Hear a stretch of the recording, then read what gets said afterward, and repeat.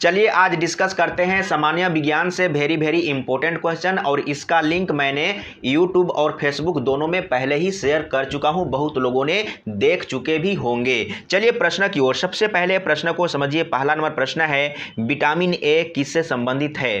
प्रश्न समझ में आ गया? ऑप्शन को पढ़िए। एमिनो अम्ल, एस्कॉर्बिक एसिड, रेटिनोल, कोबालमिन। तो विटामिन ए का रासायनिक नाम है रेटिनोल, तो यहाँ पर रेटिनोल हो जाएगा, इसमें आपको टच करना है। अब चलते हैं अगला प्रश्न, दूसरा नंबर, और लास्ट में हम लोग देखेंगे कि कितना सही हुआ। इस तरीके से आप पढ़ेंगे भी और टेस्ट भी देंगे और आपका अच्छा हो जाएगा। दूसरा नंबर में बोला है रक्ताल्पता। रक्ताल्पता को इंग्लिश में एनीमिया कहा जाता है। तो बोल रहा है एनीमिया किसके अभाव के कारण होता है, किसके कमी के कारण होता है? आपके सामने 4 ऑप्शन है। तो रक्ताल्पता यानी कि एनीमिया आयरन के कमी से होता है, लोहा के कमी से होता है, लेकिन यहाँ पर तो लोहा लिखा हुआ नहीं है, तो यहाँ पर लिखा हुआ है फोलिक एसिड। अब यहाँ पर थोड़ा सा समझ लीजिए, फोलिक एसिड में ही आयरन होता है, लोहा होता है, आप ये याद रखिएगा। जैसे आपने कभी देखा होगा, अगर किसी ने आयरन का गोली लिया है तो उसमें लिखा हुआ होगा फोलिक एसिड, या जो गर्भवती महिलाएं हैं उन लोगों को ज़्यादा आयरन का ज़रूरत होता है, और जो आयरन का गोली होता है उसमें फोलिक एसिड लिखा हुआ रहता है। एक बार मैंने भी देखा था कि उसमें आयरन का गोली मतलब कि लेना था, लेकिन दे दिया फोलिक एसिड, तो मैंने तो सोचा कि इसमें तो आयरन लिखा हुआ नहीं है, लिखा हुआ है फोलिक एसिड, तो फोलिक एसिड के अंदर ही आयरन होता है। ये क्लियर है? तो अब चलते हैं अगला प्रश्न, तीसरा नंबर। सबसे पहले प्रश्न को समझिए। किस विटामिन की कमी के कारण रिकेट्स की बीमारी होती है? रिकेट्स की बीमारी, तो रिकेट्स की बीमारी किसके कमी के कारण होता है? तो रिकेट्स की बीमारी होता है विटामिन डी के कमी से। आप ये याद रखिएगा, रिकेट्स को सुखड़ा बीमारी भी कहते हैं। ठीक है, अब चलते हैं अगला प्रश्न। सबसे पहले प्रश्न को समझिए, 4 नंबर। निम्नलिखित में से किस विटामिन की कमी के कारण रुधिर स्कंदन के समय में कमी हो जाती है? वेरी इंपॉर्टेंट प्रश्न है। क्या बोल रहा है ये सबसे पहले आप समझिए। इसमें बोल रहा है, प्रश्न को आप पढ़िए, निम्नलिखित में से किस विटामिन की कमी के कारण रुधिर स्कंदन के समय में कमी हो जाती है? अगर कोई व्यक्ति कट जाता है, स्किन में कट जाता है, तो क्या होता है? खून बहता रहता है, वहाँ पर थक्का नहीं जम रहा है, यानी कि खून नहीं रुक रहा है, ये बात बोल रहा है। तो अगर कोई व्यक्ति कट जाता है और खून जल्दी नहीं जमता है, थक्का जल्दी नहीं जमता है, यानी कि स्कंदन नहीं हो रहा है, तो इसका मतलब उसके शरीर में विटामिन के की कमी है। कौन सा विटामिन? तो विटामिन के की कमी, याद रखिए हमेशा के लिए। तो यहाँ पर क्या हो जाएगा? विटामिन के, पहला नंबर ऑप्शन सही हो जाएगा। 4 का पहला नंबर ऑप्शन सही है। अब चलते हैं अगला प्रश्न, 5 नंबर। इसी तरीके से आप कंटिन्यू पढ़ते रहेंगे, लेकिन एक चीज़ मैं कहना चाहूँगा, जो भी लोग देख रहे हैं, इस तरह का टेस्ट के लिए बहुत लोग पैसे ले रहे हैं, पैसे लेकर टेस्ट दे रहे हैं, लेकिन मैं तो फ्री में दे रहा हूँ, फिर भी लोग नहीं देख रहे हैं। हो सकता है विश्वास नहीं हो, या हो सकता है ये आपके लिए ज़रूरत ना हो, या आपको चलिए कोई बात नहीं। 5 नंबर में एक बार समझिए, हीमोग्लोबिन के अभाव से होने वाला रोग है। हीमोग्लोबिन के अभाव या कमी के कारण कौन सा रोग होता है? आपके सामने 4 ऑप्शन है, रतौंधी, घेंघा, एनीमिया, स्कर्वी। तो यहाँ पर हीमोग्लोबिन यानी कि हीमोग्लोबिन ब्लड से रिलेटेड है, तो हीमोग्लोबिन के कमी से एनीमिया रोग होता है। और एक और आया था जो रक्ताल्पता एनीमिया, क्या है? लोहा के कमी के कारण, यानी कि हीमोग्लोबिन में लोहा ही होता है, आयरन होता है, आप ये याद रखिएगा। ये भी प्रश्न पूछा जा सकता है कि रुधिर में कौन सा तत्व पाया जाता है? तो लोहा यानी कि आयरन। तो इस तरीके से आप याद करते चलिए। अच्छा, ये सही हो गया है ना? एक बार मैं फिर से टच कर लेता हूँ। हाँ, राइट है। अब चलते हैं 6 नंबर। यहाँ पर समझिए, जिस विटामिन के अभाव से स्कर्वी रोग होता है वह है स्कर्वी रोग। स्कर्वी रोग कौन सा विटामिन के कमी के कारण होता है? तो स्कर्वी रोग होता है विटामिन सी के कमी के कारण, याद रखिए हमेशा के लिए। अच्छा, यहाँ पर मैं देख लेता हूँ, इसमें मैंने टच किया था। हाँ, अभी ठीक हुआ। ठीक है, 7 नंबर में, किसकी कमी के कारण कुछ जीवों में बंध्यता हो जाती है? बंध्यता का मतलब क्या है? सबसे पहले ये समझ लीजिए, इसको कह सकते हैं नपुंसकता, या मतलब कि जनन क्षमता में कमी, यानी कि बच्चा पैदा नहीं कर सकता है, ऐसा कमी। तो किसकी कमी के कारण कुछ जीवों में बंध्यता हो जाती है? तो vitamin E, vitamin B, vitamin C, vitamin D. तो इसमें क्या होगा, विटामिन ई के कमी के कारण बंध्यता हो जाती है, यानी कि जनन क्षमता में कमी आ जाता है, गिरावट आ जाता है। तो अब मैं थोड़ा सा मैं बताना चाहूँगा, जिनको भी अगर पढ़े लिखे लोग हैं, बच्चे चाहिए शादी के बाद, तो विटामिन ई का ख्याल सभी को रखना चाहिए। और पढ़ाई तो बहुत ज़रूरी है रियल लाइफ के लिए भी, ये भी मालूम होना चाहिए। तो विटामिन ई आप याद रखिए, अगर जिसके शरीर में विटामिन ई का कमी हो जाए तो हो सकता है बंध्यता आ जाए, जनन क्षमता में कमी आ जाए, बच्चा पैदा न हो, तो इस तरीके का प्रॉब्लम आ सकता है। 8 नंबर में आपसे क्या पूछा, खाना बनाते समय किस विटामिन के नष्ट होने की संभावना रहती है? संभावना रहती है जब खाना बनाते हैं, जैसे साग है, सब्जी है, तरह तरह का खाना है, तो कौन सा विटामिन नष्ट होने की संभावना होती है? तो विटामिन सी। अगर आप ज़्यादा पकाएंगे, जितना देर तक पकाएंगे तो विटामिन सी खत्म होते चला जाएगा। इसीलिए कहा जाता है कि सब्जी को मतलब कि ज़रूरत से ज़्यादा नहीं पकाइए, पक गया उतार दीजिए, नहीं तो विटामिन सी उसमें रहेगा ही नहीं। ठीक है, तो इस तरीके से आप याद रखिए, सी ऑप्शन सही है। और लास्ट में हम लोग इसका देखेंगे कि हम लोगों ने ये जो करेक्ट किया है रियल में करेक्ट हुआ है या नहीं, इसका व्यू, स्कोरिंग व्यू लास्ट में दिखेगा। 9 नंबर में आपसे क्या पूछा, निम्न में से कौन सा जल विलय विटामिन है? कहने का मतलब है ना कि कौन सा विटामिन है जो कि जल में घुल सकता है या घुला रहता है। तो अब यहाँ पर देखिए, मैं कुछ विटामिन का नाम लिख देता हूँ, वेरी सिंपल है, आप इसको याद रखिए। एक चीज़ आप याद रखिएगा, ये डेकार्ड, इसका मतलब ये क्या है ना, ये चारों विटामिन है जो कि वसा में घुलनशील है। ठीक है, वसा में तो कौन कौन सा है, vitamin D, vitamin E, vitamin के, विटामिन ए, ये वसा में घुलनशील है। लेकिन यहाँ पर याद रखिए, जल में बोला है तो बी और सी याद रखिए, बी सी, यानी कि बी जल में घुलनशील है और सी जल में घुलनशील है। तो इसमें आपसे क्या पूछा, निम्न में से कौन सा जल विलय विटामिन है, यानी कि जल में विलय हो सकता है, जल में विलय रहता है, तो बी सी। तो देखिए बी और सी में से कोई एक होगा, तो एक है ना, सी है। तो अब मैं इसको मिटा देता हूँ, इसको मैं टच कर लेता हूँ यहाँ पर देखिए। तो सबसे पहले इसको हटाता हूँ, विटामिन सी हो जाएगा। अगला प्रश्न को समझिए, 10 नंबर में आपसे क्या पूछा, निम्नलिखित में से विटामिन ए का अच्छा स्रोत क्या है? मतलब कि विटामिन ए अगर आपको चाहिए तो सबसे अच्छा स्रोत क्या है, आप क्या खाएंगे? ये तो सभी लोगों को मालूम होना चाहिए, गाजर में विटामिन ए सबसे ज़्यादा होता है। और विटामिन ए के कमी से रतौंधी की बीमारी होती है, जिसका भी रतौंधी है तो उन लोगों को डेली गाजर खाना चाहिए, तो आपका रतौंधी का बीमारी, नाइट ब्लाइंडनेस का प्रॉब्लम दूर हो सकता है। आंख के लिए विटामिन ए बहुत जरूरी है, तो आपको कंटिन्यू गाजर खाना चाहिए। अब चलते हैं अगला प्रश्न 11 नंबर। 11 नंबर को आप समझिए, आयोडीन की कमी के कारण कौन सा रोग होता है?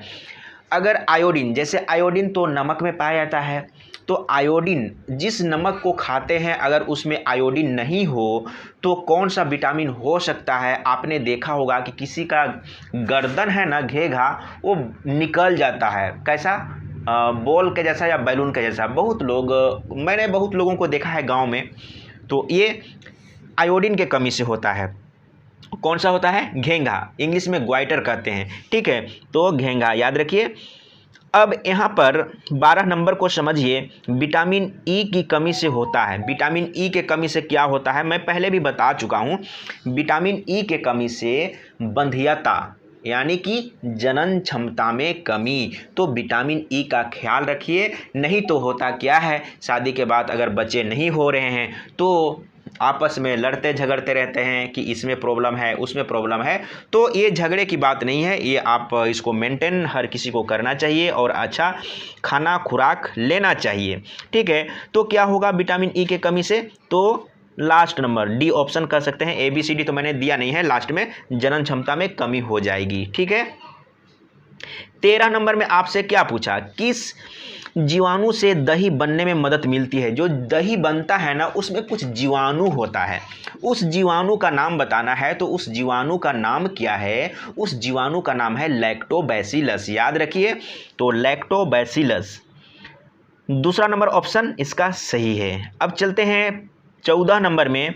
इसमें आपसे पूछा गया है निम्नलिखित में से किसकी कमी के कारण अर्कता अनीमिया रोग होता है। ये 3 बार आ चुका है ना, अर्कता या फिर रक्ताल्पता या अनीमिया, ये 3 नाम आया है। ये तीनों नाम को आप याद रखिए, कन्फ्यूजन नहीं होना चाहिए। कहीं पर रक्ताल्पता लिख दिया, कहीं पर अर्कता लिख दिया, कहीं पर सिर्फ एनीमिया लिख दिया, तो कन्फ्यूजन नहीं होना चाहिए, प्रश्न समझ में आ जाना चाहिए। तो लोहा के कमी के कारण, और लोहा जैसे अगर आप मार्केट में अगर आप लेंगे टैबलेट आयरन का गोली लेंगे तो उसमें क्या लिखा हुआ रहेगा? किसी में हो सकता है कि आयरन स्पष्ट रूप में लिखा हुआ हो, लेकिन मैक्सिमम चीज़ों में जो आयरन का गोलियां होती है मैक्सिमम चीज़ों में फोलिक एसिड लिखा हुआ रहता है, ये आप याद रखिएगा। तो यहाँ पर लोहा के कमी या यहाँ पर फोलिक एसिड लिखा हुआ रहता तो उसको भी सही कर देते।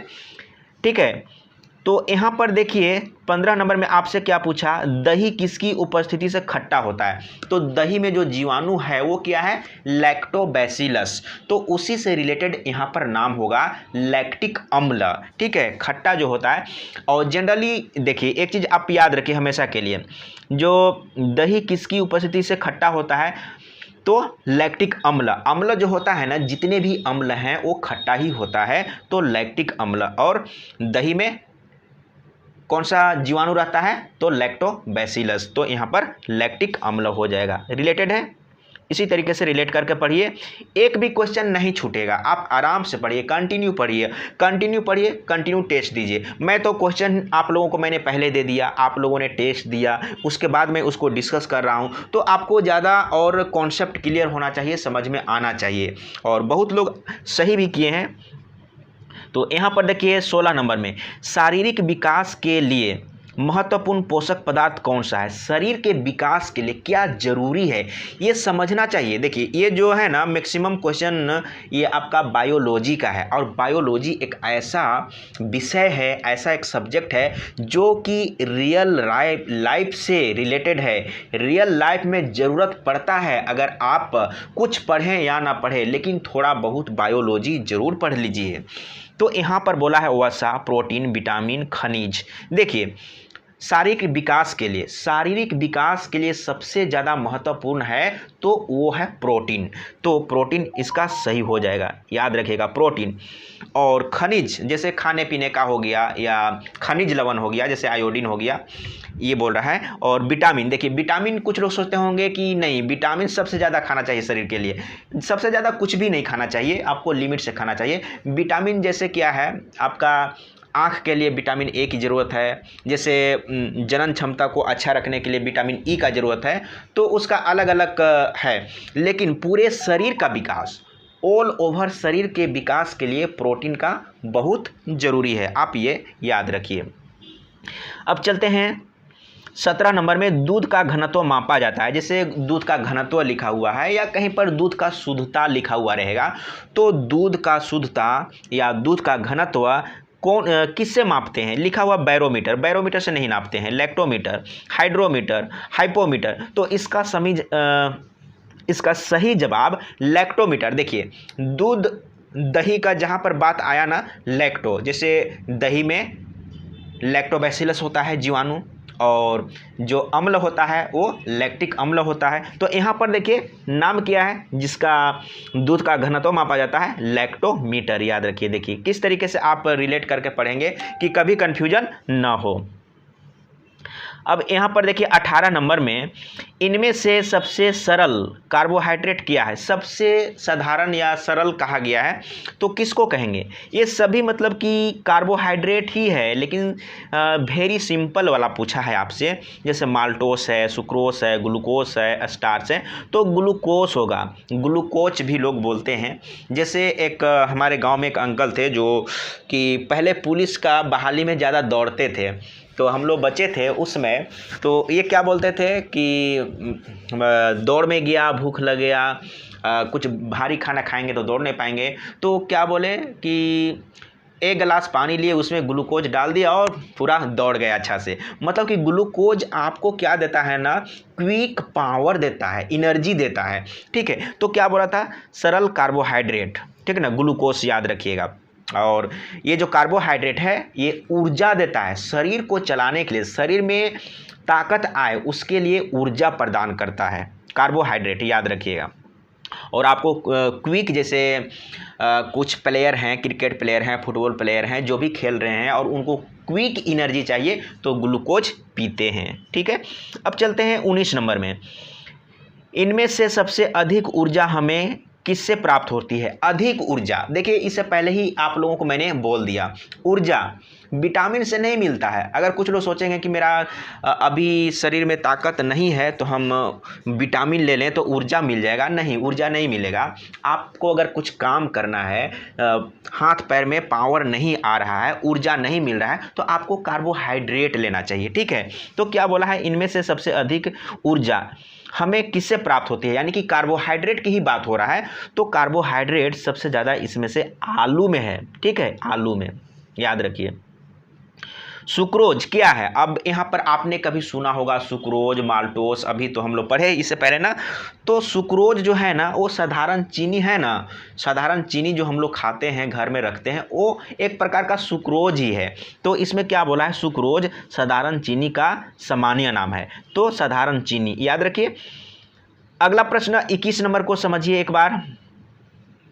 इनमें से कौन मानव शरीर के लिए ईंधन का कार्य करता है? ईंधन, अब यहां पर समझिए, ईंधन यानी कि ईंधन कहने का मतलब कि ऊर्जा प्रदान करने का काम करना। जैसे हम लोग गाड़ी में ईंधन डालते हैं, पेट्रोल क्या है, गाड़ी के लिए ईंधन है, मोटरसाइकिल के लिए या कार के लिए। डीजल भी किया है मशीन के लिए, जिसमें डीजल डालकर चलाते हैं, जैसे बस हो गया, मोटर कार हो गया, ये सब। तो ये सब क्या है, ईंधन है। ठीक ना, लेकिन इसमें क्या पूछा है, इनमें से कौन सा मानव शरीर के लिए ईंधन का कार्य करता है? जैसे मोटरसाइकिल के लिए ईंधन का काम पेट्रोल करता है, तो मानव शरीर के लिए कौन करता है? तो मानव शरीर के लिए ईंधन का काम यानी कि ऊर्जा प्राप्त करना, ऊर्जा प्रदान करना।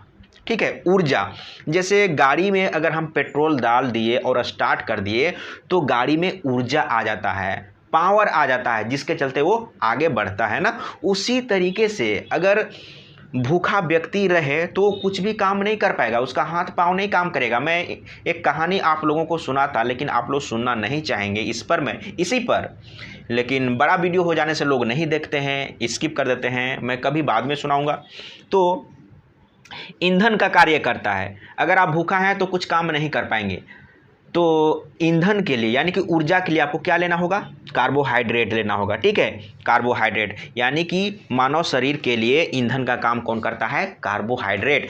कार्बोहाइड्रेट आप खाएंगे, शरीर में, आपका शरीर में जाएगा कार्बोहाइड्रेट, तभी आपको ऊर्जा मिलेगा, ईंधन मिलेगा। ठीक है, अब चलते हैं 22 नंबर में। हीमोग्लोबिन में कौन सी धातु पाई जाती है? देखिए इससे रिलेटेड मैं पहले ही बता चुका हूँ, ठीक ना। तो हीमोग्लोबिन में लोहा होता है, आयरन होता है, लोहा।